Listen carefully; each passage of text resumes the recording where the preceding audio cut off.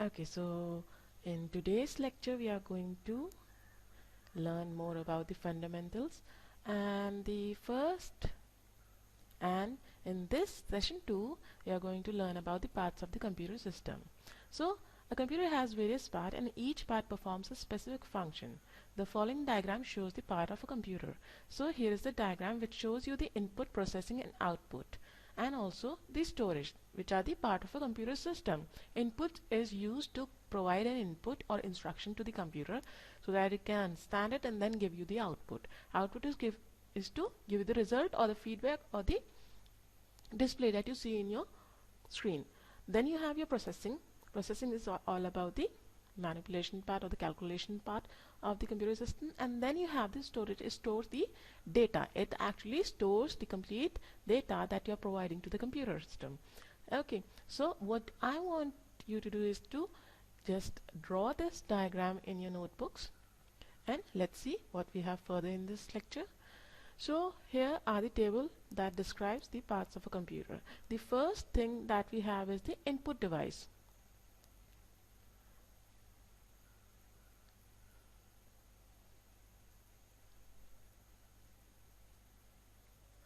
Okay,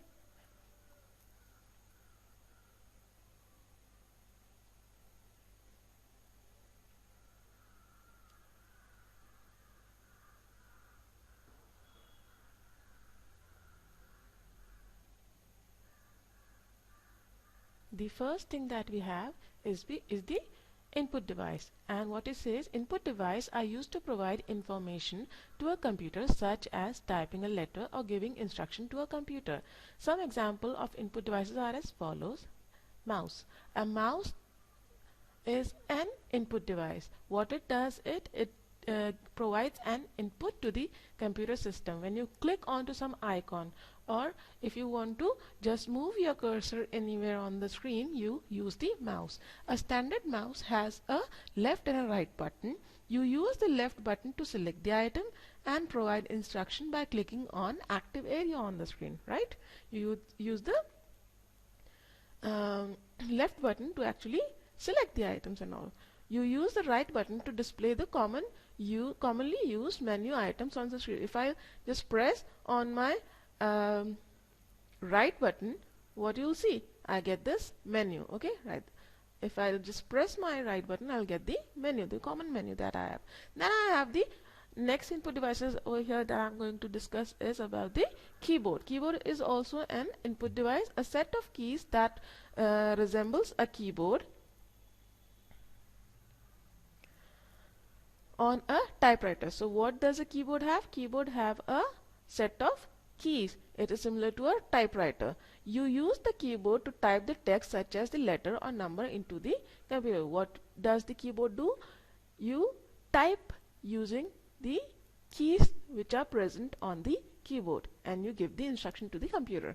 Then you have your microphones, a device that you can use to talk to people in different part of the world. You can record sound into a computer by using a microphone. You can also record your speech and let the computer convert it into text, right? So you have your microphone through which you can just talk to the other person. And also what it does is, you can, when you are speaking, it can help you type the words that you are speaking. Then you have your scanner, a device that is similar to a photocopy machine. You can use this device to transfer an exact copy of photograph or document into a computer. A scanner reads a page and translates it into a digital format that a computer can read. For example, you can scan photographs of your family using a scanner. Okay, so you can see that you have the scanner, which is exactly similar to the photocopier machine. What photocopier machine does, it actually scans your documents or the photographs that you have and transfers it into the computer system. The scanner scans the document and transfers it into the computer system. So this is the scanner. Then you have your webcam, a device that is similar to a video camera. It allows you to capture and send live picture to other user. For example, a webcam allows your friends and family to see you when you are communicating with them. So webcams help you to record the video, or you can just show your live photo when you're talking to your friends or your family members. through webcam. The next we have is the stylus. It is a pointing device similar to a pen used to make a selection or enter information by tapping or touching the sensitive surface. For example, to enter information of a personal digital assistant, PAD. Personal digital assistant stands for PAD. Okay, you use a stylus. A PAD is a light-weighted palm-top computer. Okay, so you have your stylus for actually clicking onto the touch-sensitive screen. Then you have your trackball, a pointing device that is an alternative to a mouse. A trackball consists of a ball that is rotated to move the pointer on a computer screen. You can use a trackball when you have limited desk space. Right, so these were the input devices. Now let's go ahead with the output device. What output devices are?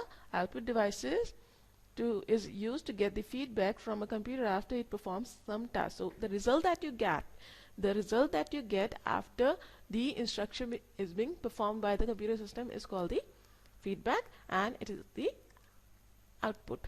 So output devices are the monitor. You get to see the output on the screen. So monitor, a device that is similar to a television. It is used to display information in visual form using text and graphics, right? So you see the output on the screen, that is on your monitor.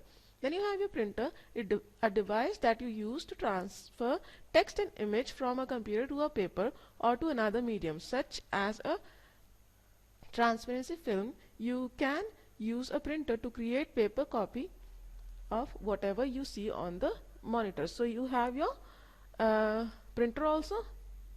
What does it do? Printer actually gives you the output. You get the printouts, right? So that is also an output device. Then you have your speaker and headphone, a device that allows you to hear sound. Speakers may either be external or built into the computer. So you have your headphones through which you can actually listen to the audio. The central processing unit and memory. This is actually for the processing thing. A central processing unit, CPU, is a device that interprets and runs the command that you give to the computer. It is the control unit of the computer. The CPU is also referred to as the processor. Memory is where information is stored and retrieved by the CPU. There are three main types of memory: the random access memory, read-only memory, and your flash memory. So what does this stands for?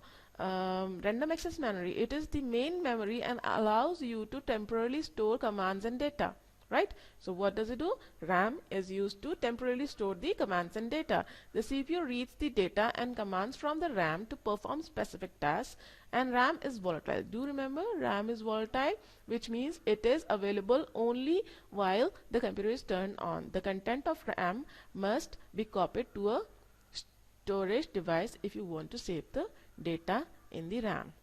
Then you have your read-only memory. It is the memory that retains its content after the computer is turned off. So read-only memory retains the content. If the computer is turned off, then also it retains the content. ROM is non-volatile. So ROM is non-volatile while the RAM is volatile. Or a permanent memory that is commonly used to store commands, such as the command that checks whether everything is working properly. Then you have your flash memory. This is non-volatile memory that retains data even after computer is turned off. Unlike in ROM, you can erase or modify stored information. Cool. Then you have your motherboard. Okay, so what is a motherboard? A motherboard is the main circuit board inside a computer. So it is the main circuit board of the computer. It has tiny electronic circuits and other components on it. The motherboard connects input, output, and processing device together and tells the CPU how to run. Other components on the motherboard are the video card, the sound card, and the circuits that allow a computer to communicate with device like printer. The motherboard is sometimes called as the system board. What does the motherboard also called as? System board. And in this motherboard, all the other devices, the input device, the peripheral devices, are connected together. The input, output, and processing devices are all connected on the motherboard. Then you have your expansion card. Expansion card is a circuit board that can be attached to a motherboard to add features such as video display and audio capability to your computer. In expansion card, an expansion card improves the performance of your computer and enhances its feature. Expansion cards are also called expansion boards. Some types of expansion card are described here. You have your video card. First expansion card that you have is your video card. It is used to get the proper display on your screen. Then you have your network card, NIC, so that you can get the network connectivity on your system. Then you have your sound card. Sound card is for listening to the audio. So you have these three cards. Video card, it is connected to the computer monitor and is used to display the information on the screen.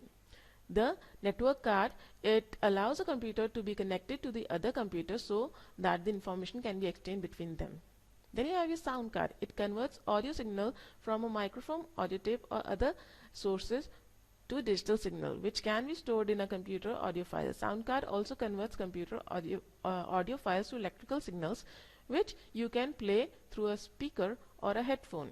You connect microphones and speaker to a sound card. Then you have your storage devices. You use storage devices to store computer information. Storage devices come in many forms. Some example are hard drive or disk, CD-ROM, floppy disk or DVD-ROM. Storage devices can be divided into two types, internal storage and external storage.